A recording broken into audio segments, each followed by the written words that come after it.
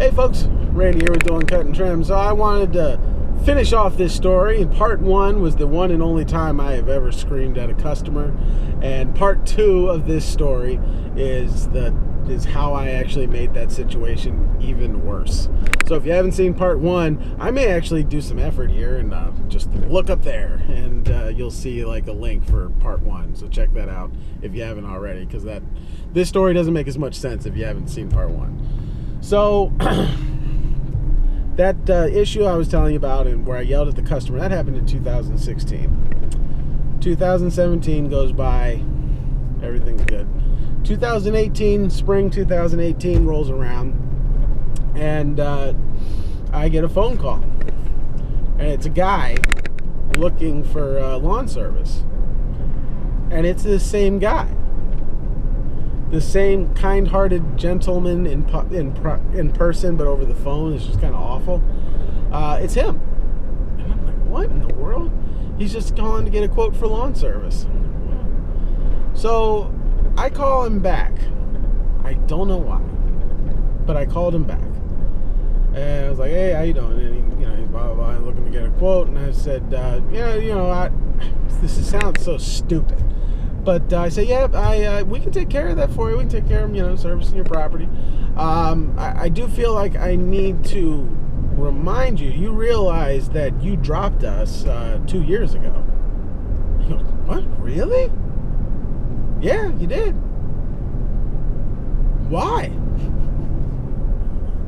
That was a warning sign. When you call somebody a liar when they say their child's in the hospital and you don't remember that later on, there's something going on there, man. And so I was like, and so I said that. I said, a couple of years ago, I wasn't able to cut your grass because my son was in the hospital, and you told me I was lying. He goes, oh, I don't remember that. It's like, man, really? You don't? Okay. Again, why I went back to work for this man, I do not know. I just the foolishness. So I say, well, we can, I don't know, we patch it up, he apologizes, although he has no memory of this, and, we go back to work for him. However, I know this guy's a pain in the butt, so I told him, and actually this wasn't pain in the butt tax, this was actually honest. I had undercharged him when I had him before, and so I actually raised his price by 50%. I was charging him $80 and I raised it to $125.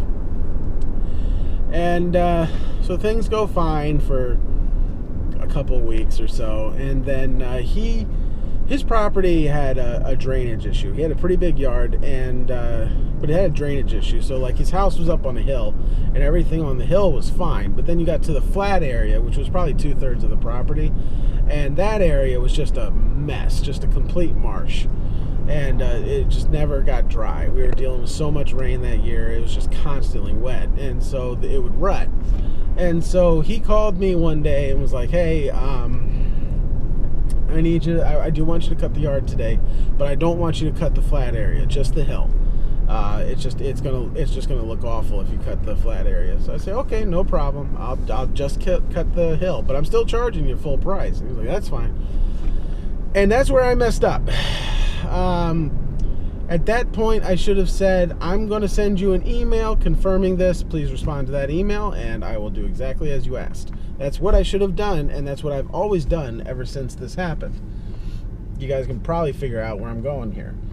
So he's like that, he goes, okay, great. So I go out to service that property, and I start getting to work, and his wife comes out, and she comes out and says, hey, we don't want you to mow the flat area. And I said, yeah, I know, your husband told me. She said, okay, but I want to show you. And she actually walks down there and is like, don't cut this area. So I'm like, not a problem.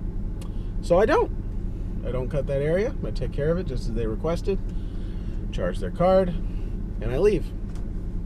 A couple hours later, I get a voicemail from this guy. Mr. Doolin, I don't know what you think that was, but this is a poor excuse of a job. Most of my lawn has not been cut. And I'm like, what in the world? And he follows up with an email, flipping out and just like, you did a horrible job, blah, blah, blah, and you didn't cut my whole yard. And I emailed him back and was like, you asked me not to. What on earth? And he won't, but then he won't acknowledge that he asked me not to do it. And I, unfortunately, did not have proof that he asked me not to do it. So we went back and forth, and honestly, guys, I was in the right. He was in the wrong. But like a fool, I had not gotten it in writing what I needed him to do, or that what he wanted me to do. Like, I should have gotten him to write it down, so that way I had proof that he actually asked me to do it the way I did it. So I had nothing in writing. And I started thinking about it, and I was like, this is the kind of guy that, attacks people while their kids are in the hospital, and I bet he would just, I could see this guy taking me to court just to be what. And I was like, and I was going through a lot of stuff at the time. I don't remember what that stuff was. I just remember I was constantly stressed out. And I was like, what would it take? Like, actually, my wife, was sitting next to me while I was getting these voicemails and emails and stuff. And she was sitting with me, and she was like, just give him his money back. And at first I was like, what? Yeah, what? No, And then I started thinking about it, and I was like, I got some big problems in my life. Like, with my son's health and things like that. And I was like, if I could make a problem go away for $125, I would do it in a heartbeat. This guy's a pain in the butt. This guy could end up being a huge problem. But I bet I could make him go away for $125. So, I went back home. I refunded his money. And I sent him an email saying, hey, I've refunded your money. Don't ever speak to me again. I never want to speak to you again. I never want to see you again. And that's how I left it. And I gotta tell you, man, like, that's one of those things, like, I still struggle. Like, I actually see that guy around. I've almost bumped, I have bumped into him at Home Depot. And he didn't even recognize me. Didn't know who I was.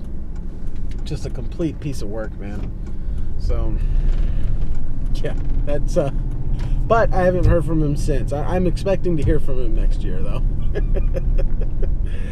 But yeah, guys, I just passed the house I was visiting. But that is how I took a bad situation and made it worse. So, this is Randy with Dueling Cut and Trim. Sorry, I almost crashed into a kid.